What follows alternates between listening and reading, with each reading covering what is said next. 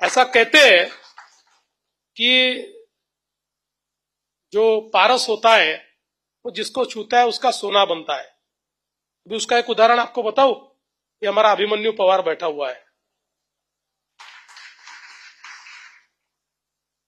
हमारे भाई साहब ने कहा कि मुझे पार्टी का एक सिंसियर कार्यकर्ता मेरे साथ जोड़िए। मेरे साथ अभिमन्यु काम करता था, हमने भाई साहब के साथ उसको जोड़ दिया। उसने ऐसी ट्रेनिंग ले ली भाई साहब से कि 2019 में एमएलए बन गया और अभी वापस एमएलए बन गया। आगे भी बनेगा, कोई प्रॉब्लम नहीं।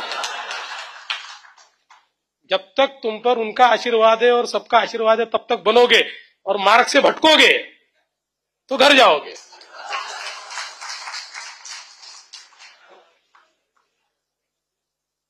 मुझे ऐसा लगता है कि जिस प्रकार से ये सारा काम भाई साहब ने किया, और जो जिम्मेदारी दे दो, भाई साहब को कहा आप राज्यसभा चले जाओ, राज्यसभा चले गए।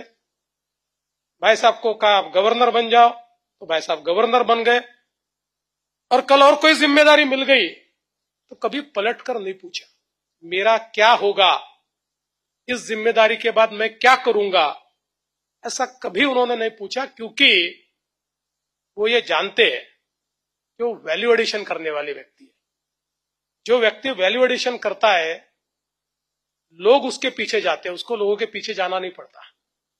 और उसी प्रकार से भाई साहब जहां जाते हैं वह दूध में शक्कर का ही काम करते हैं, दूध को मिठाई करते हैं।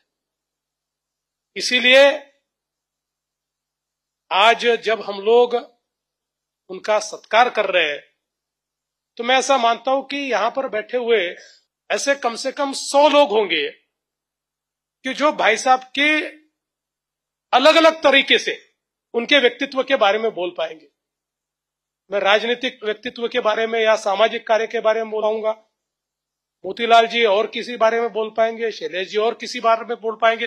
क्योंकि ये जब भी शैलेश जी ने कहा कि ये 3 प्लेयर्स का जो एक संगम इनमें उनको दिखाई पड़ता है, मैं तो ये कहता हूं कि ये ऑलराउंडर आदमी है, हरफनमौल आदमी है।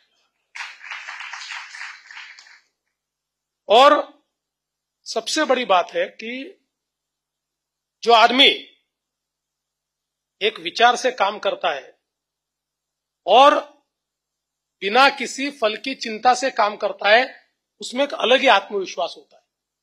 वो आत्मविश्वास आपको भाई साहब में दिखेगा। ये आदमी कभी चिंतित घबराया हुआ ऐसा आपको नहीं दिखेगा। तो आप कितने भी घबराए हो, कितने भी चिंता में हो, आप भाई साहब के पास पहुंच जाओ, आपकी चिंता के ऊपर एक जवाब उनके पास से आपको मिल सकता है। ये उनके व्यक्तित्व की खासियत है।